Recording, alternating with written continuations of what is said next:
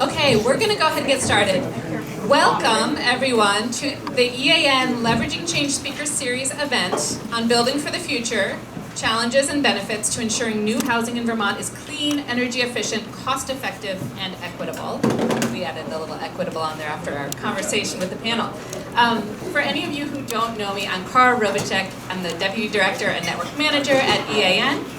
And for any of you who don't know much about EAN, a very, very quick synopsis is that EAN is really two things. We are both a network that consists of all of the folks in this room and many, many other people, actually hundreds of public sector, nonprofit, utility, business, and higher education partners, working collaboratively to achieve Vermont's climate and energy commitments. And then we are also, the second thing we are is a small nonprofit organization with a mission to ensure that Vermont makes evidence-based energy and climate decisions that are grounded in high-quality data and analysis and collaboratively developed for effective and durable progress. Both as a network and as a nonprofit, we are non-advocacy and nonpartisan, and we welcome open dialogue. There may be some suggestions here from the stage today about legislative or policy options. Those represent the speaker and not EAN as a whole, obviously. So we're very excited about this panel tonight. And why this topic? So it isn't a secret that Vermont is in need of more housing for the population who live here. We have a handout which is not made by EAN, it is made by VHFA, but this is part of a 4-page overview that they put together of their Vermont housing needs assessment. Don't read the whole thing right now, you can read it later, but we did want you to have sort of a little bit of the background information. In the Vermont Housing Needs Assessment, they make the claim that Vermont is likely to need an additional 24,000 to 36,000 homes by 2030 to combat tight home sales and rental markets. It would be a rather large increase. Vermont currently has about 335,000 homes and has only been adding about 1,200 new units recently. But given EAN's mission, we knew EAN network members would be interested to discuss how any increase in new construction could be clean, energy efficient, cost effective, and equitable. And we'd all be interested in knowing more of the challenges and benefits to doing that work well. So when we were thinking about this topic, and who we wanted to hear from, we knew we wanted to hear about both single-family and multifamily buildings. And I'm going to refer to a graph that's on the second page of this handout at the top. There's a line graph there. Because in the past decade, the number of permits for multifamily building units in Vermont has not been that much lower than for single-family units. They're fairly similar. So we need to look at both sides of that equation. And I also wanted to point out that at the very bottom of that page, I added to the VHFA 2-pager here some web links. One is to a link to where you can just get more information on the Vermont Housing Needs Assessment, and the other one is to the housingdata.org website, which for people who really like diving into the data is a fun website. Definitely recommend that you go there. So that's why we wanted to cover this topic. In terms of the structure of the event for this evening, we have invited each of our panelists here to give a 5 or 7 minute intro to some of their thoughts about the topic and their expertise on the topic, and then we will dive into some more conversation. We'll have some questions, we'll have Q&A. I did want to thank Bob, who is videoing this conversation, and just point out that there will be a video of the conversation if you care about what is said being videoed. And I'm going to give the briefest of brief introductions to our 4 panelists. So Richard Fazy, sitting beside me from Energy Futures Group. Richard has done many amazing things in his career. I get to work with him regularly because he's one of the co-chairs of the Weatherization at Scale Coalition and has been for all the years I've been at EAN, and is fabulous to work with. Li-Ling Young from Efficiency Vermont, a senior energy consultant. We're super glad to have her expertise on this panel. Specifically looking at single-family homes, although she has expertise in many things about building, and we're glad to have her in the state as well as on the panel. Oh, and I should have mentioned that we invited Richard here particularly because of his expertise on codes and code compliance, but also just general expertise. Then we will have Kathy Beyer, who is from Evernorth, Senior Vice President. I always love chatting with Kathy because she has such a thoughtful and realistic analysis of energy equity issues in particular, and is very articulate on that and the needs for multifamily affordable housing. And Bob Duncan, this is the first time I'm actually meeting him in person, but he has been recommended as an excellent architect who does very high performance buildings in the multifamily market. So I'm excited to hear from all of these folks. We're going to give everyone 5 to 7 minutes, and then we'll have some Q&A and discussion. Great. Thanks, Cara, and welcome everybody. Thanks for coming out on this beautiful day. Appreciate that.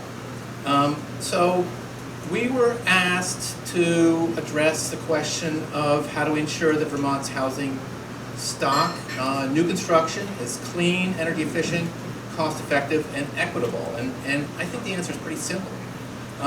We could require that all new construction be all electric and at least built to the energy code. RBs or CBs, residential building energy standard or commercial building energy standard. Clean, if we build it all electric from the start, we don't have to retrofit it later. Energy efficient, we've got pretty good energy codes. So, or better through some of the higher standards for Efficiency Vermont's above code program. But energy efficient, we got the know-how for that. Cost effective, equitable, do both of the above. But it's not really as simple as doing that. So I'm going to provide a little perspective on the building code side of the conversation and share some of the, sort of group my thoughts into successes, challenges, and then opportunities to start the discussion here. So some of the successes. Vermont has a stated goal in our 2022 Comprehensive Energy Plan to achieve net zero ready construction for all newly constructed buildings by 2030 through building energy standards. So that's state policy. It's not in statute, but it is the state plan. So we're nearly there, really, with our energy codes, with RBs and CBs, which are some of the most stringent in the country. We have many highly trained and qualified professionals and networks of design professionals, trades, builders, certified energy professionals in the field with really strong understanding of building science and energy efficiency. We've got engaged energy efficiency utilities, EEUs, and the programs that they run, led by Efficiency Vermont. Our codes have done a great job at setting a relatively high bar with robust levels of insulation, very tight construction, mechanical ventilation systems now being required, encouraging heat pumps in all electric construction, and addressing EV charging, renewable ready, embodied carbon, efficient appliances, and more. Our affordable housing, as we'll hear about from Kathy and Bob, as really exceeds our even these levels. The legislature and the Office of Professional Regulation, or OPR, have put in place recently, as part of trying to address our code compliance issues, a contractor registry for residential contractors. We have 2 new construction-focused training centers. The Association of Building Contractors, or ABC of Vermont, has just opened a new contractor training center in Winooski, and the Office of Economic Opportunity has a weatherization training center that will soon open in Barrie. And then we have an active working group that's been working on energy codes for quite a few years. The Act 47 of 2023 had 20 recommendations that came out of that, many of which have been addressed and are putting into place. The Act 151 started last year and goes through this year. Has an energy study code committee that focuses on that as well too.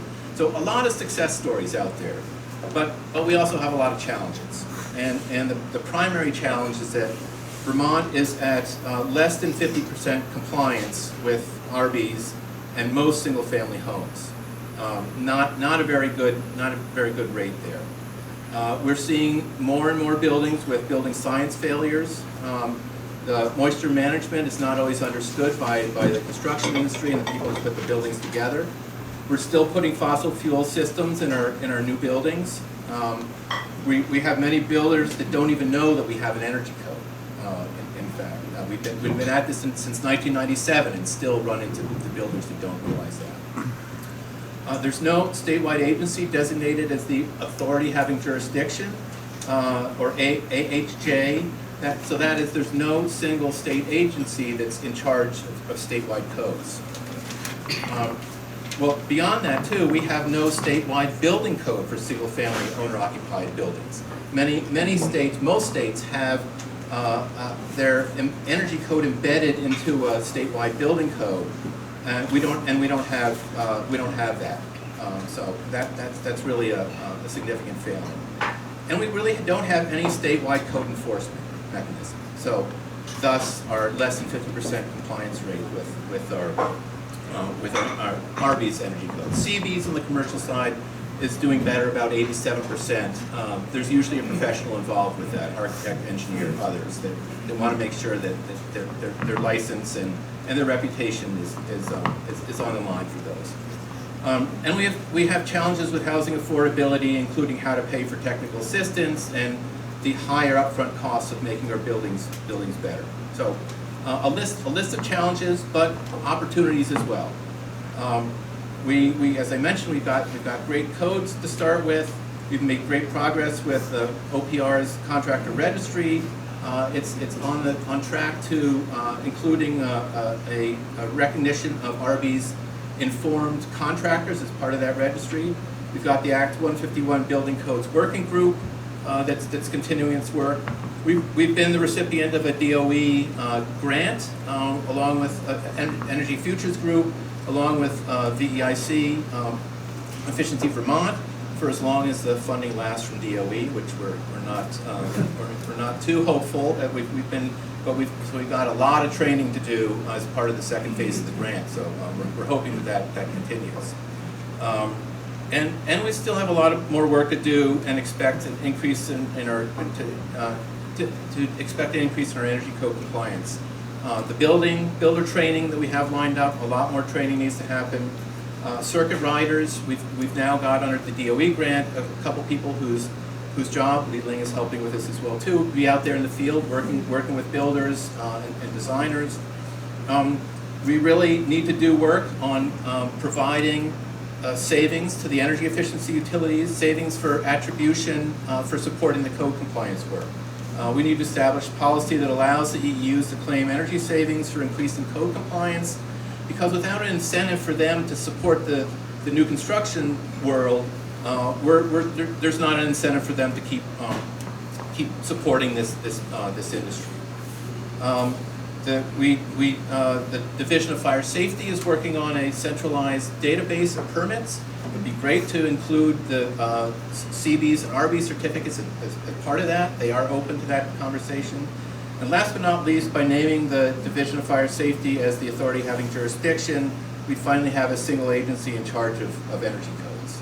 So a long list, but we've made some good progress, and we have a lot more longer ways to go. Wow, my head is just full of all of that stuff. I don't know if there's room for my comments in my head. So Richard has really laid out some important assets that the Vermont has on our way to making all our new homes energy efficient and powered by clean energy and cost effective and equitable. And so we have the pieces in place, but how do we put them in play? And two things that Richard mentioned that I want to particularly highlight are technical assistance and training. We're asking people to change their business as usual.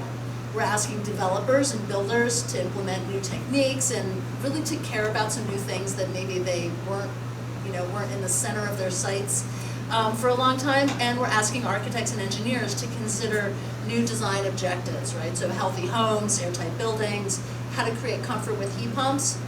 So to make that change, we're changing from business as usual. To make that change happen fast, right? We don't really have generations more time to figure this out.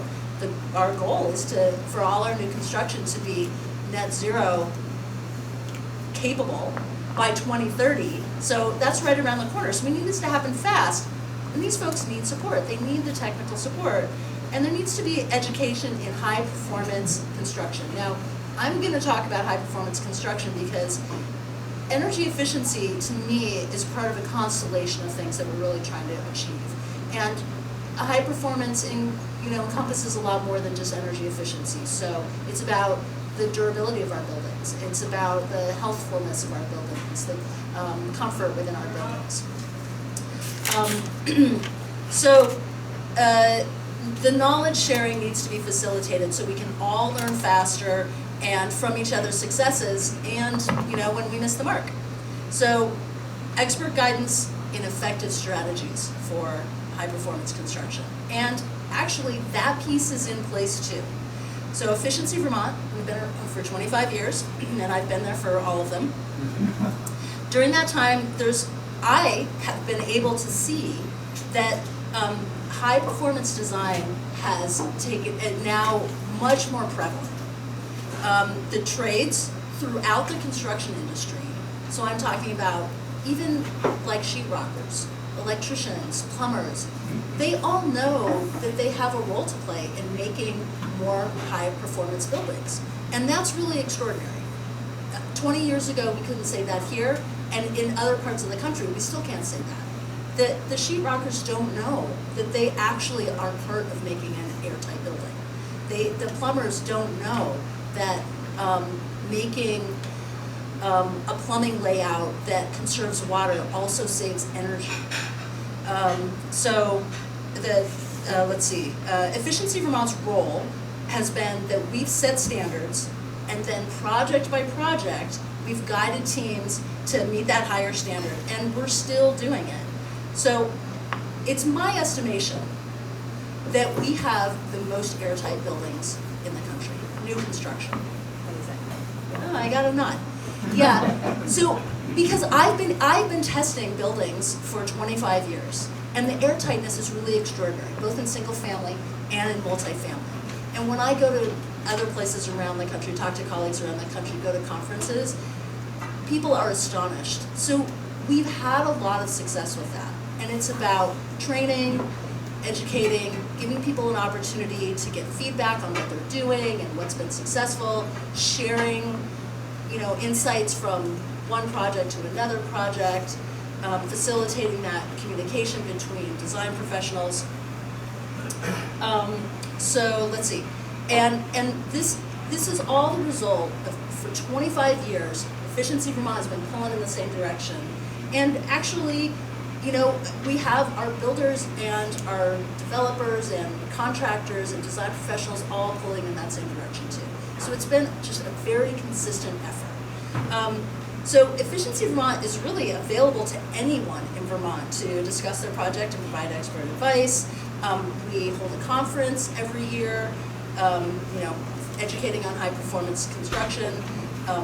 And we have ongoing technical trainings through our network, but actually you don't even have to be in the network to attend those. They're online, they're free. So all this education stuff, is it enough? Well, most of our buildings are not meeting their applicable code, their energy code. So it's not enough, but from where I sit, really the education piece is what's going to push us forward. And then for the affordability piece, the main thing that I want to say about that is, so with my Efficiency Vermont hat on, I will just say that there are some technologies that are really promising on the affordability side, particularly off-site construction, so things like modular or panelized construction. Just an example of kind of a new cool thing is that there's an outfit in Maine that makes insulation from raw wood fiber, and it's carbon sequestering, and it's domestically made, and it's a high performance insulation. So there are new technologies out there that are promising on the affordability front, but I really want to challenge you all to think about, like, how much should our housing cost? Because it does a lot for us. It shelters us, but it's also our sanctuary. If you consider the homeless population throughout the country, you see that having enough housing is really important for the stability of our communities and for people's self-respect and how we view each other. And so if housing is expensive, how do we know when it's too expensive? who really should be paying for our housing if we expect it to house people for generations? So I don't want to support the idea that our housing should be cheap, but I'm not really sure how much our housing should cost and how we decide when it's too much.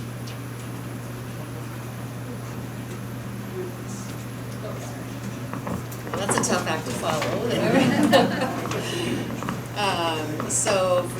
I know a lot of you, and I think a lot of you know that Evernorth is a nonprofit housing developer that works actually in Maine, New Hampshire, and Vermont, and I can agree that our energy code is, I believe, exceeds, I know, New Hampshire, and I believe Maine's energy code.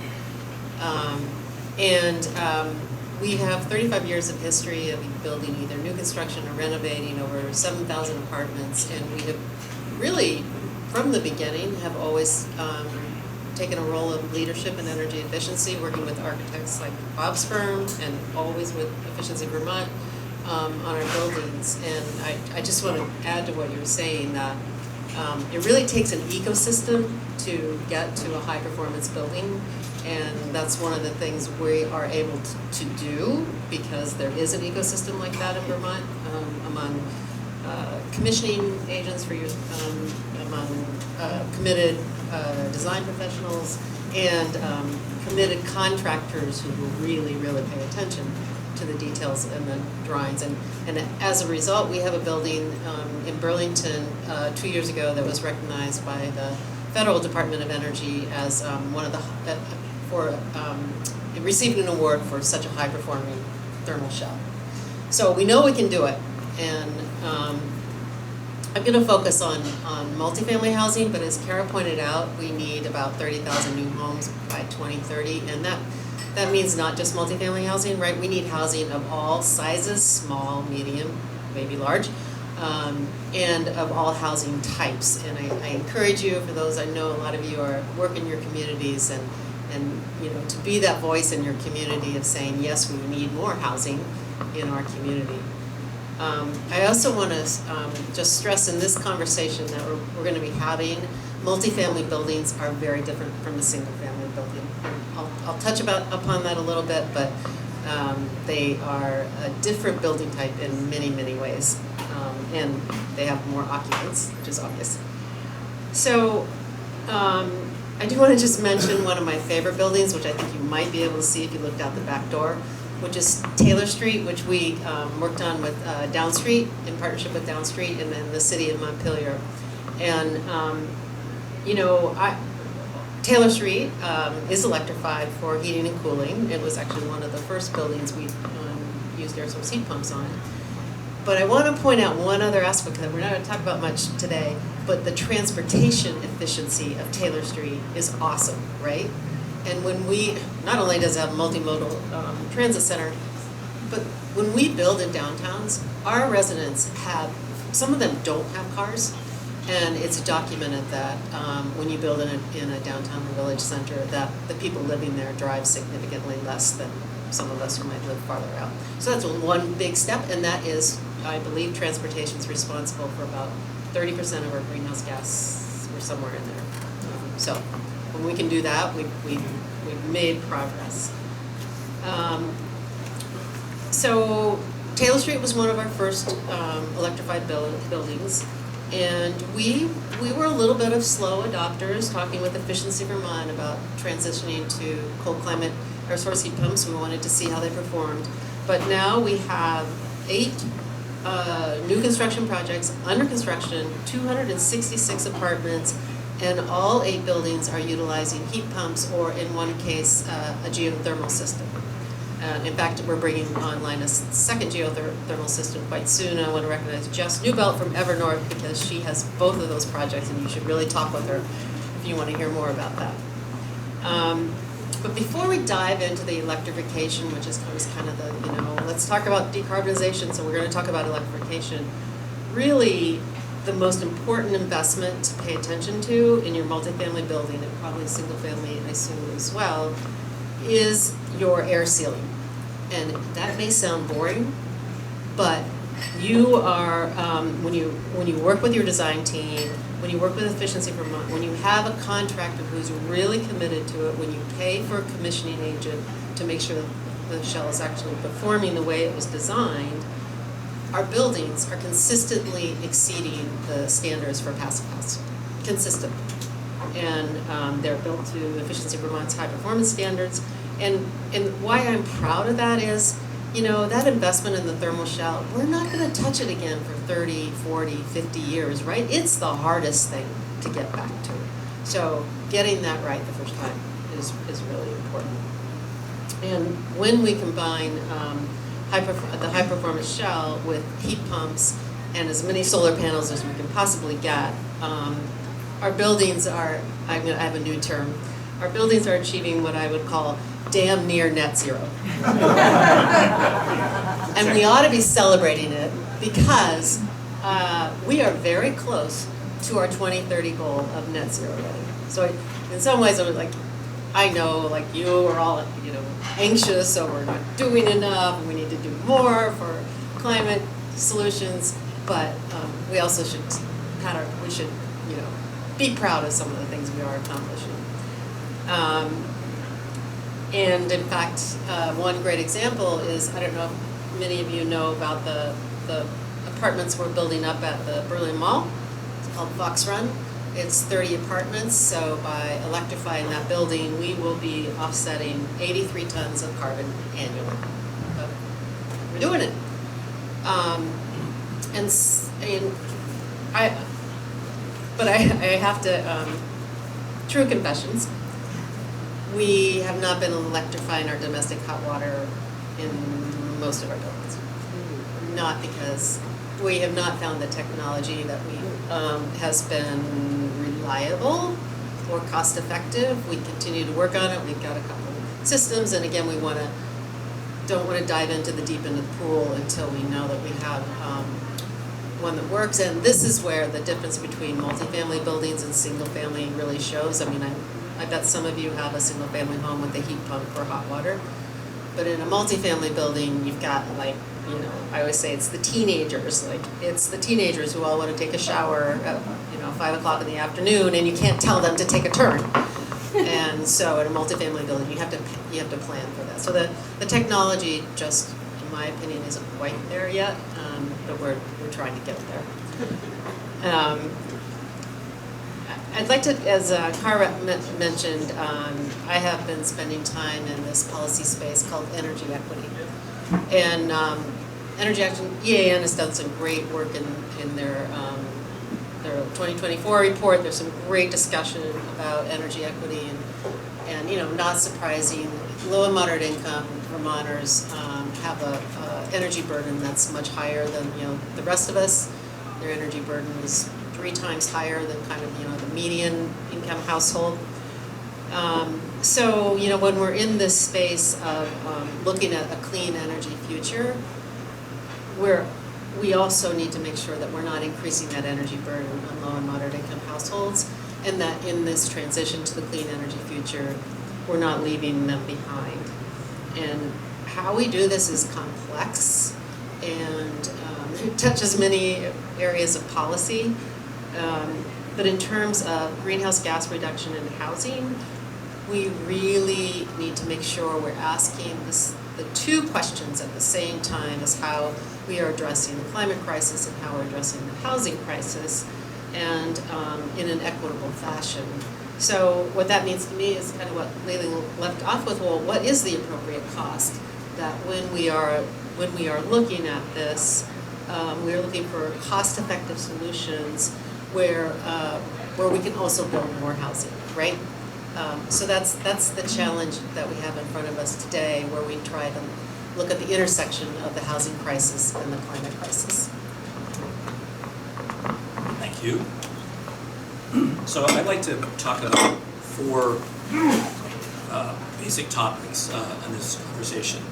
One is context, another is to just talk about complexity of construction, lessons from the past, and building for the future. So, as I'm sure it is for you, the irony is not lost on me that today is Earth Day, and we're having a conversation about building for the future and how to do that equitably on Earth Day at the same time that our national administration is basically tearing apart every progress we've made since 1970. So I think it's almost like I need to ask a moment of silence for that, to just think about that. But also, I want to talk a little bit about, in the opening description of today's discussion, it's called Building for the Future. And while we consider building for the future and how we do that, and how we afford to do that and everything else, we also have to be very mindful of not tearing down what's happened, what progress we've made in the last 55 years, if we want to look at 1970 sort of a starting point for thinking about energy and efficiency in buildings.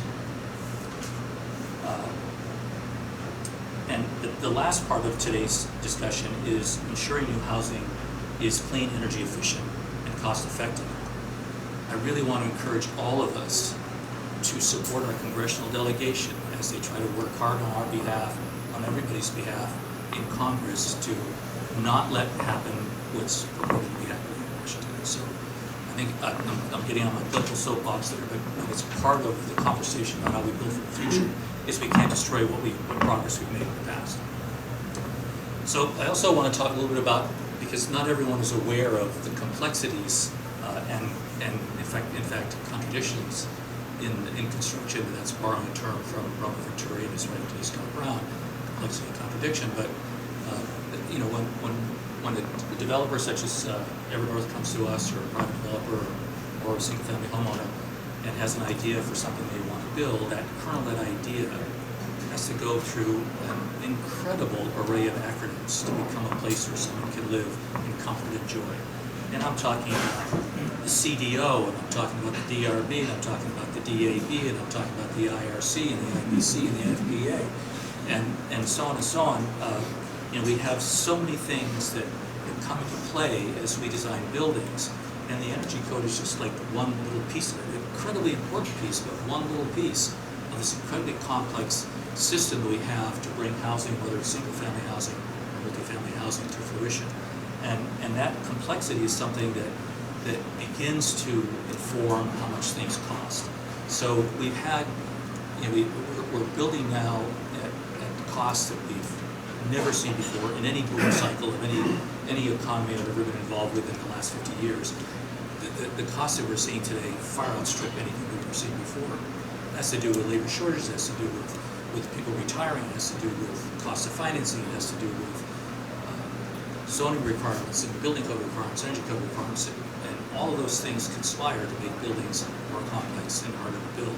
So that's just a little bit of background for where we are, even though we have some of the most advanced energy codes in the state. As Richard said, we don't have a building code.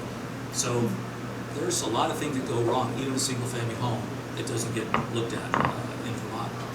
And especially as we begin to develop more strict energy codes that involve more building science, we have to educate the people who did that. And Lee mentioned, and one of the things in my comments is, we need to know that sheetrockers know what air sealants are, and we need to know that people who install exterior siding know that the previous 5 steps to air sealing that sheathing and putting on the insulation and putting on the rain screen, and all those steps are in place before they start nailing the siding in place. And that's all part of education, and which is, we'll get to in a minute in terms of the future of building. And a little bit in terms of lessons from the past. So I'm old enough to have been in this business long enough to remember that we thought it was a really big deal to change our wood framing from 2x4 to 2x6, to get R19 in a wall, put R38 in a ceiling. And in 1974, we kind of thought that was the be-all and the end-all. By Jesus, if you got that right, you pretty much got everything right.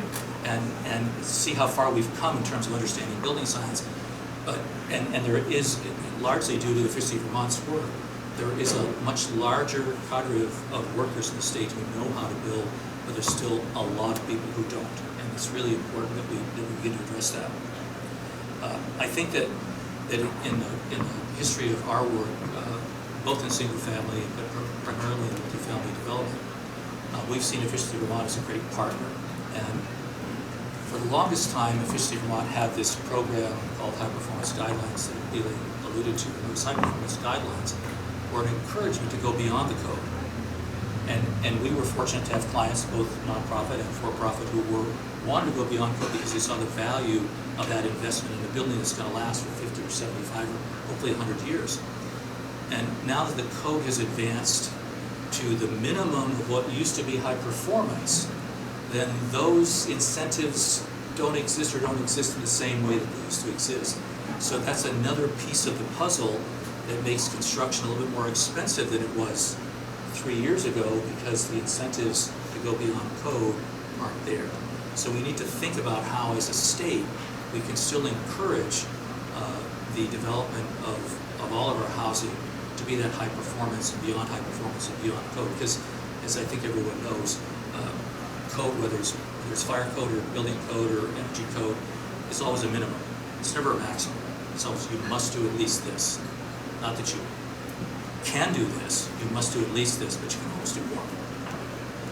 So in terms of building for the future, I think one of the most critical things is the education training. People have talked about that.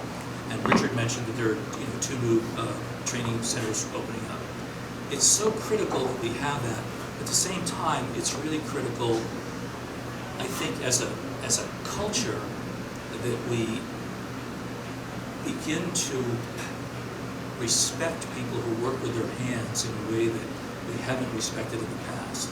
And that there is actually not only some value, there's a lot of value in what people can bring to a job site and what they learn. And it's more than just working with their hands, because now, more so than ever, they have to work with their brains. And so that's part of the education piece of it. And that goes to our technical centers at our high schools, that goes to training centers, that goes to union halls and apprenticeship programs, and any other way that we can do this. But we really have to have a very educated workforce. And it is, I think, important for us to adopt a statewide building code. I know that the governor opposes this. I know there are legislators that are not in favor of it. I know it seems bureaucratic. I know that we're a Yankee can-do state and we don't want to have somebody tell us what to do. But the meeting of building science and construction is so different now and has been for the last 15 or 20 years than it was in my dad's time or our parents' time or even earlier in my career. It's so important that people know what they're doing, and the cost to have a system in place that can enforce that is far less costly on the front end than it is to fix a building that's going to last for 50 or 75 years and has problems at year 5 with moisture, mold, and so on, or siding's rotting off in 15 years because the moisture system is not working, the rain screen, whatever. So it's so critical that we have that, and we need to come to an understanding as a state how important it is. I also am going to go out a little bit on a limb here and sort of reiterate a little bit what Kathy was alluding to. And I think we have to, as a culture, not only in Vermont, but nationwide and beyond, to rethink the importance of single-family housing as our solution for housing. As Kathy mentioned, the energy consumption of a multifamily building on a per square foot basis, on a per occupant basis, is dramatically less than the energy consumption even in a net zero building. It's just simple math. There's less wall space, there's less roof space, there's less foundation space. All those things conspire. It's easier to air seal, so on and so forth. All those things conspire to make multifamily housing more efficient from an energy point of view. It's also more efficient from a transportation point of view. When Kathy was talking about that, I was reminded we did a building actually with Evernorth. It was called Housing Law at the time in St. Albans, and they had a document with the ZBA, the CDO. Their CDO said you could have 2 parking spaces for every apartment in a downtown village building. We argued and argued and argued with them, and they wouldn't back off on that. And We have too much parking. So they have too much parking. We actually built a parking garage with 2 spaces per every housing unit, and it's never, to my knowledge, ever once been full. So we have to have that understanding that there's some common sense that has to be applied, and I think we have to make some changes in some of our ordinances. But I think perhaps the most significant obstacle to building for our future is the cost of construction. And that involves funding availability, it involves financing, it involves all sorts of things. It involves thinking about housing and the buildings that we build and how long they last. And we have a system in this country that's based on a mortgage that's typically 30 years. And I get my 30 years in, I'm only going to pay for that, and then this thing's mine. Other countries in the world think about things differently. They have longer mortgages, or in fact, in some countries, like in Switzerland, they don't have mortgages. You don't pay off your house. You pay interest for as long as you live, and you pay it 1 to 1.25%. If you have a variable interest rate loan, it might be 0.75%, it might be 1.5%, but you will pay that forever. And in the long run, as it's been explained to me, that allows for people to do things like finance their retirement with that savings over the course of the loan. It allows them to finance a business. It allows a different way to think about things. So I think in our country we have to think about different ways of financing. We also have to engage the banking industry. We ask developers to pony up to build inclusionary housing, though it costs the same amount of money to build an inclusionary unit as it does to build a market rate unit. We ask developers to take money out of their pocket to do that. Maybe they make enough to do that. I don't know. I don't want to judge that. But it seems to me the banking industry has never been asked to come up to the table, belly up to the bar, and drop a point off their rate, or somehow build into the mortgage the additional energy efficiency they want to have. So I think there's some questions there that we can be asking in the greater context of society.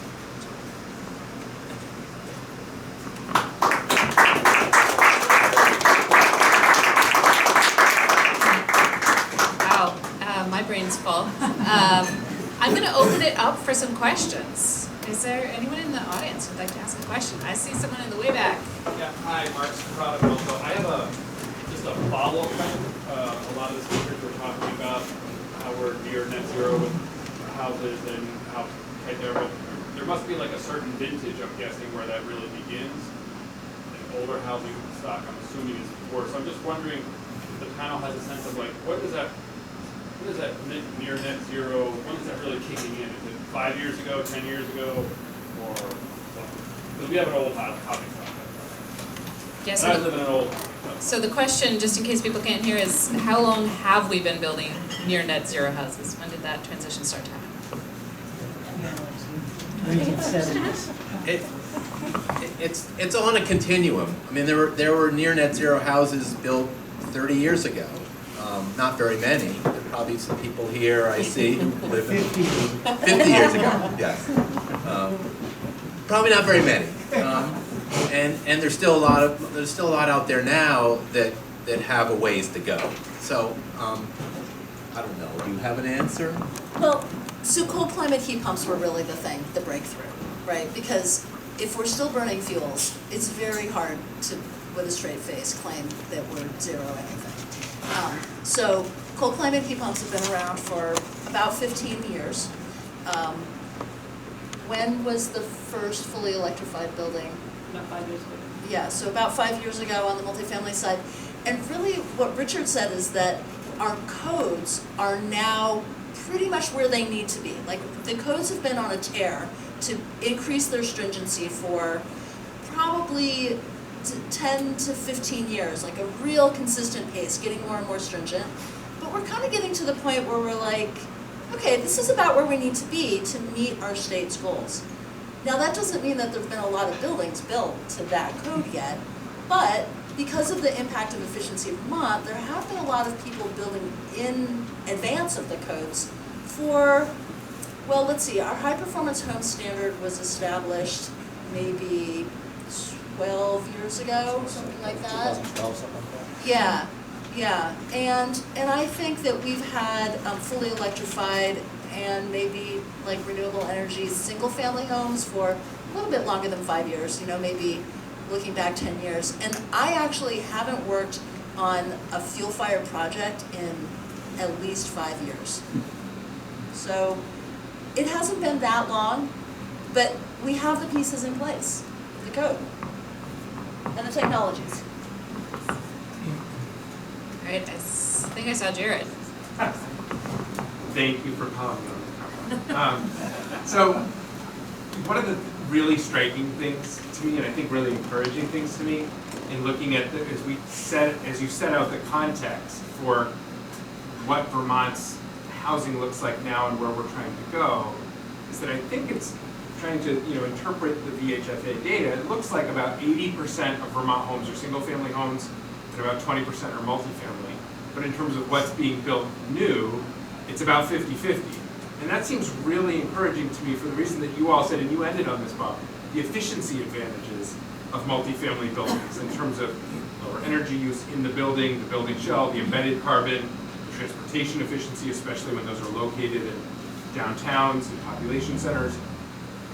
But one of the things that we didn't talk about in our preparatory call, but I want to spring on you now because it just came to mind, is an efficiency advantage in terms of one of the things I've heard, and I don't have the data behind this, and it can't back it up, but I want to throw it out there to see if it's a hypothesis that resonates with you, is that I've heard that Vermont has one of the lowest occupancy rates per person per square foot, that we have a lot of older, bigger buildings that few people are living in. I think that that's probably related to having an older population and empty nesters and older single adults or couples who are living in spaces that could have accommodated a family, 10, 20 years ago. And I've also seen in surveys that a lot of those folks say that they would like to move into a smaller space, but they're not available or they're not affordable. And so it seems to me that there's this additional efficiency advantage of building more multifamily housing in Vermont to the extent that it could open up opportunities for folks who are one or two people in a large house to downsize and then free up that space for more people to live in it. So I'm just wondering if you think that's correct, and B, if you can talk about these kind of multiple efficiency advantages of new multifamily construction versus single family construction, how we incentivize that even more. You can follow me. Yeah. That's a good question, Jared. I don't know that there's actual data on do people move out. It's such a personal choice, Yeah. right? Yeah. What's the right size home for me? Yeah. Which is why I said we need homes of all sizes, Yeah. because we can't dictate what this is the right size home for you.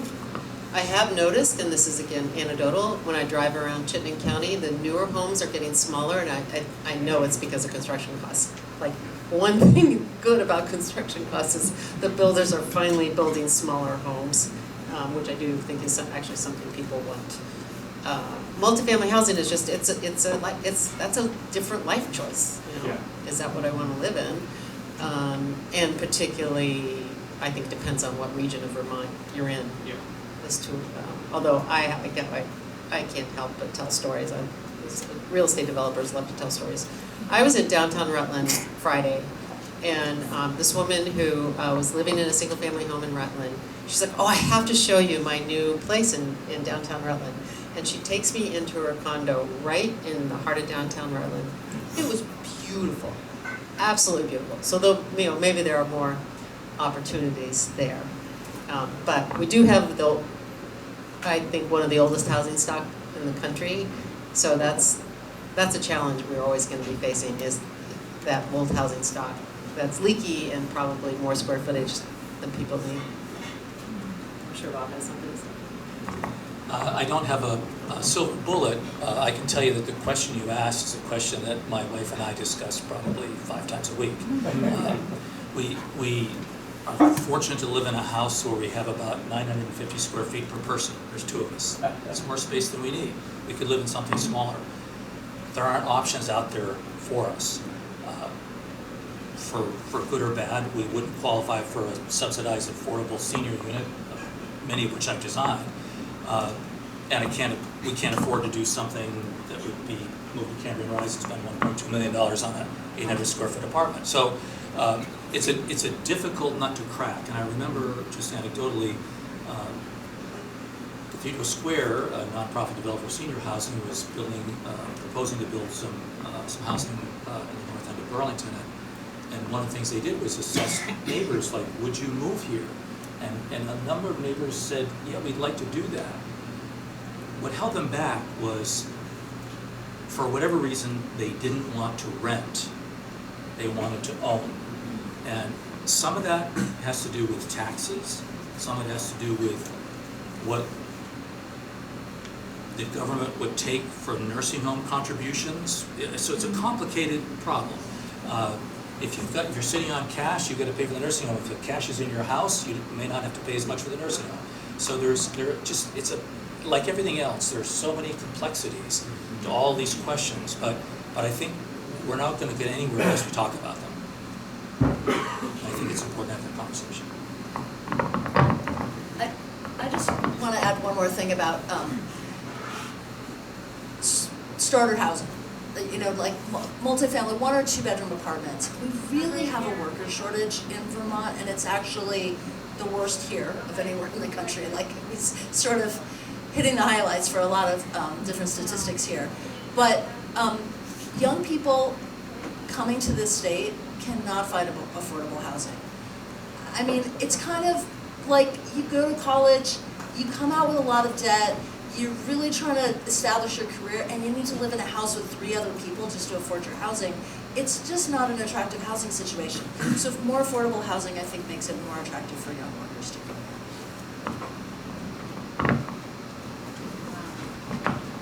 Bill and then Andy. I have questions about the multifamily housing for anyone. I'm interested in how you meter the power, whether the tenants have their own meter or you have a house meter. Let's use an example, a 20 unit. And then I'm wondering about how tenants and the house can employ conservation techniques such as controlling their thermostat and domestic hot water. I mean, one of the successes to high performance buildings often is the people who live in it and the controls they have. So how the meters are and how the controls are and how conservation can come in from lifestyle. Do you think you could repeat it for the verdict? Yeah, so the question is about how multi-unit buildings work in terms of the utilities and having their individual controls within the units. Is that it okay? Well, no, synopsis? controls for conservation. Controls for conservation. Because to me, controls are close to 50% of net zero buildings. So interestingly, by switching to electrification for heating and cooling, we have also, in the past, we had tenants pay for their own apartment plug load. So they had a meter, but it was just for the lights and the cooking.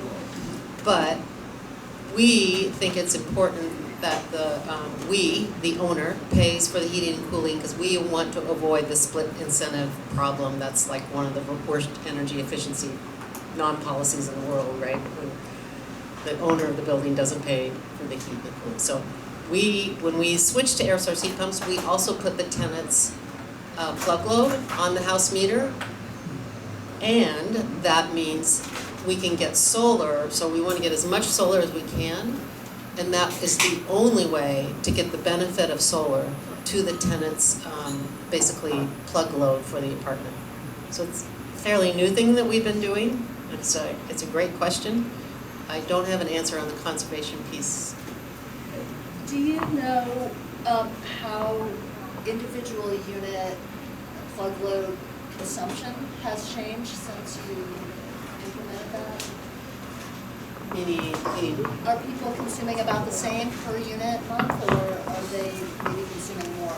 yeah. Not Well, having that feedback. Well, in the past, they were just paying like $40 a month for heating, for cooking and lights, it wasn't that much. Well, now what we've done is we've added air conditioning as included in your rent. And are people using more air conditioning? Anecdotally, yes. Actually, I think we have some data that backs that up.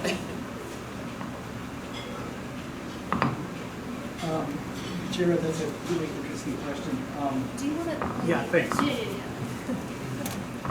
Yeah, that was a very interesting question about all this existing extra square footage that's out there.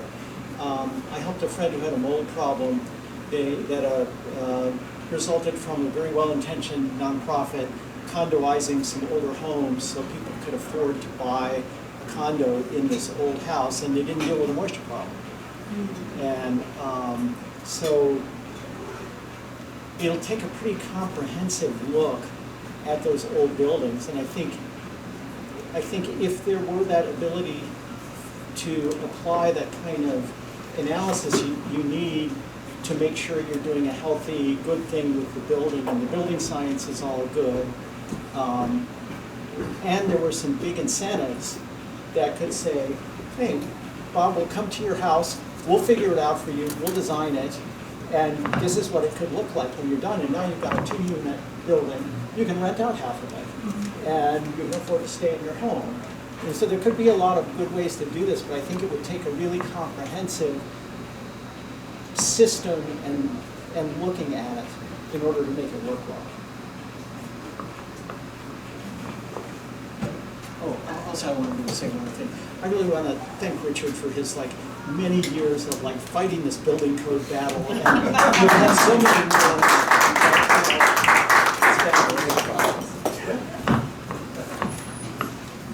Okay, I have 2 more questions. One question which was submitted in advance by our friend Debbie New, who likes to talk about thermal energy networks. She's curious how builders are looking at the possibility to use waste heat and have shared thermal infrastructure for new housing, if anyone has a thought about that.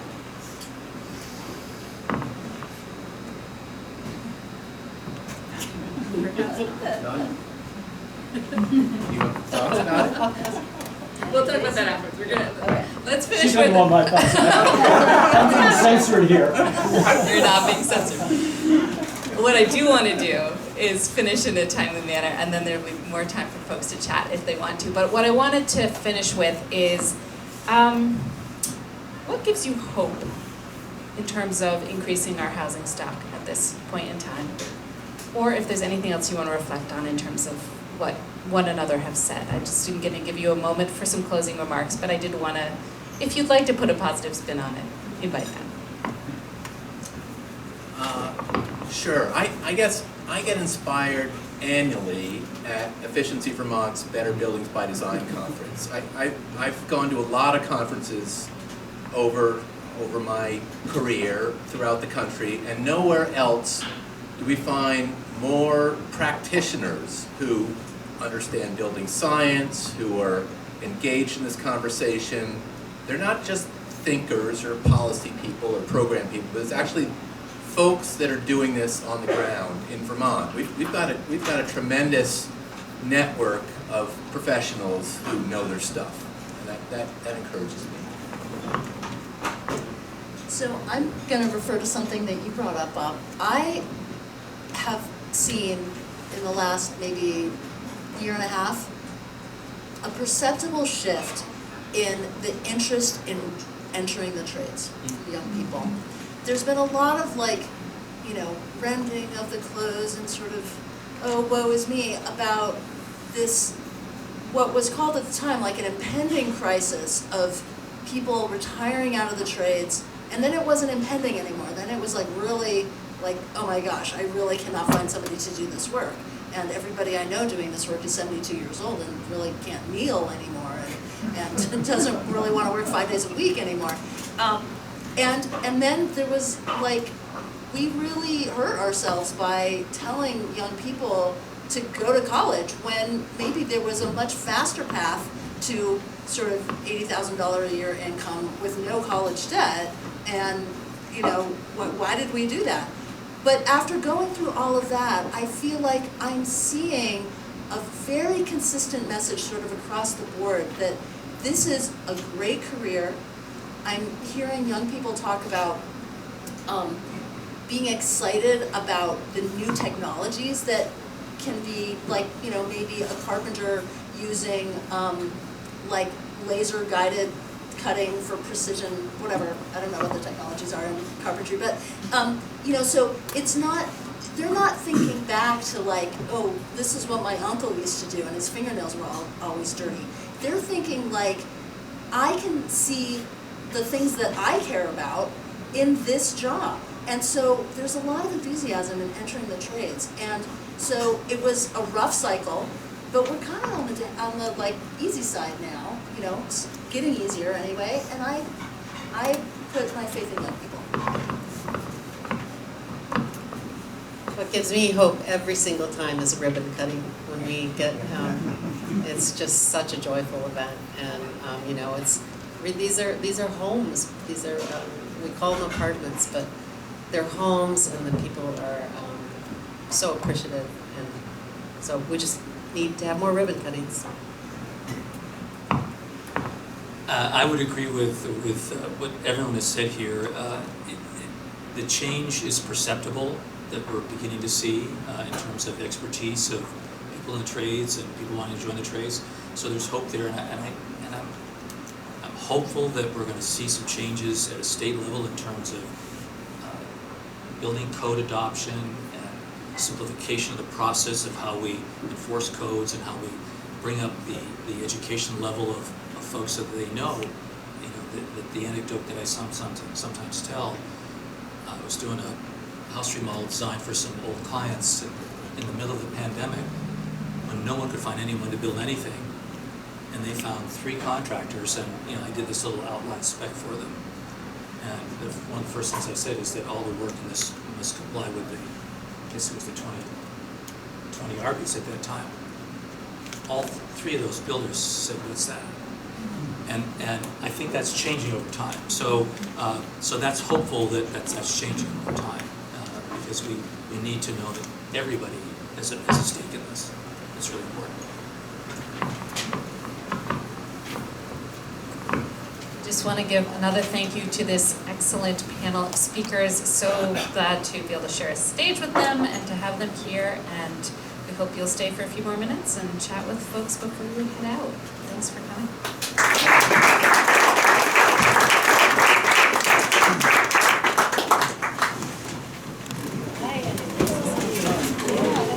Good to see you.